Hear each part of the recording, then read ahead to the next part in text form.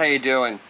This is Dennis, and today I have a DIY slash help thing slash why wasn't this done sooner kind of video. And today I'm specifically talking about this 1995 BMW convertible. The body type is an E36. One of the more popular BMWs and actually a growing classic at this point. What I've had happen with this car is what happens with a lot of convertibles, not just BMWs of this type, where water protrudes and it goes down the A-pillar on the inside of the car. It is annoying. I'm going to show the steps I took that actually fixed that leak, because I looked online and what I saw was people that aren't real mechanics trying to fix cars. It's a very simple process when you sit back and think about how this works. So I want to hear your comments below about issues you've had with convertibles leaking, or your convertible, whether it be an E36, an E30, an E46, an old Cutlass 442, a Challenger, because they all use the, most if not all cars use the little clamp system to help pull the roof down. Specifically, the example I'm using is a semi-automatic top where you have to manually unlatch the front and then the rest is electrically pulled down. What I'm showing exactly will be the same as any manual BMW top. The automatic tops, the way it undoes is different, but the adjustment is actually going to be about the same. Let me go through the steps that I did to get to this point to where it doesn't leak anymore. And there is like a whole method to my insane madness. So the first thing, let me open the roof and show you what I'm talking about, okay? Right now, I have it mostly disassembled to do the adjustment. Stay to the end of this video because there's a tip that will be very, very necessary. Any car that has a metal header that holds in the front rubber gasket. So stick around to the end. Okay, roof's open. You see, I've tested it. I'm not gonna go here and just start recording to make sure that it worked because, I'm smart like that. So first thing I did was, the rubber seals on this have shrunk. And I mean, it's 35 years old. BMW uses real rubber, so over time it will shrink. This car also was out in the Nevada desert for 29 years. That doesn't work really well for rubber. Dry environments make it shrink even faster. So the first thing I did was I filled in on the corners here with black silicone to make sure that this shrunken, because this was shrunk, all this corner rubber was all shrunk. I filled it in with silicone. I put a bead on there. And then I put axle grease on the rubber up here. And I did this on both sides. So that when you put the axle grease on there, heavy, you squish down onto the silicone will stick to the metal, but it will not stick to the rubber. So then you end up making a perfect form of the rubber. That was step one, okay? Now, it still leaked. After I did that, it still leaked, and I was a little confused.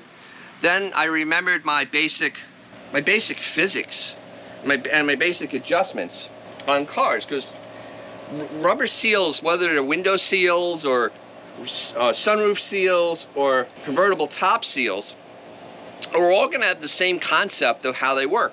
They need pressure to push down on to press them tight against the other surface.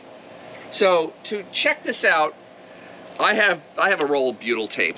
I do. I have a whole roll of butyl tape because I have an old Chrysler and you need to have butyl tape. But what I did with the butyl tape is that I put it on the roof over by the latches, one in the middle, and I made it round like this and put it across. And then I closed the roof, and I see how much it crushed it. At first, it crushed it like that much. I mean, that's it. It had no pressure at all. That is not good. That's why it was leaking. Because no matter how much I did here, it wouldn't matter if this was not tight against here. Because, as you see, they built a channel in. There's a lump here, and they built a channel for the water to run.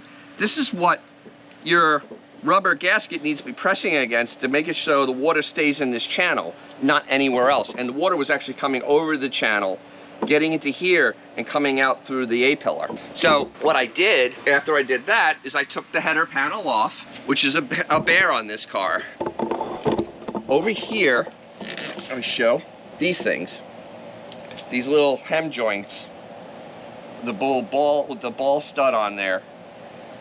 What you do is there's a little clip, take off there very carefully.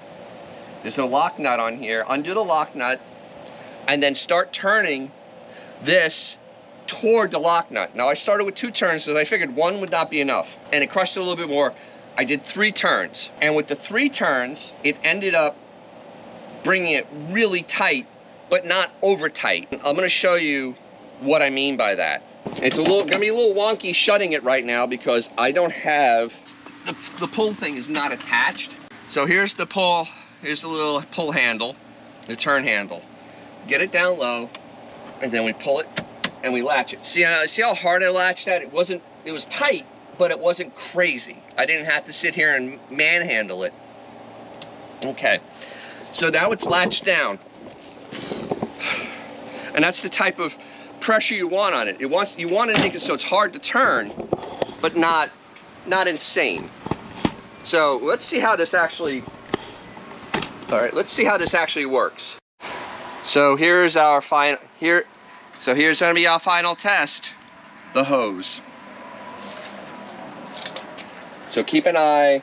What we'll do is we'll put you know, you can look in to see where it leaks. It leaks right there when it leaks.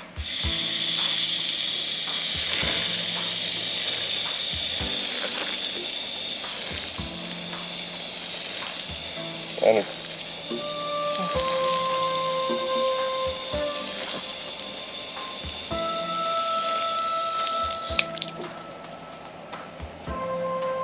as you can see, water's just rolling where it should and not inside the car. So this is finally watertight after much struggle. So I hope you got something from this.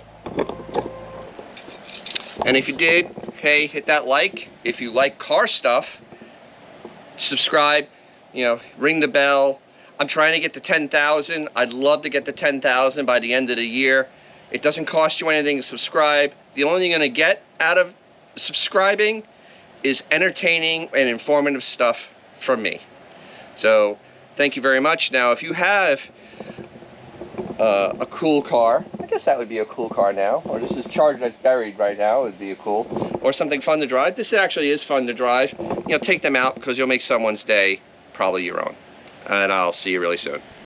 Okay, so this is specifically for anything with a metal header where the rubber gasket goes into.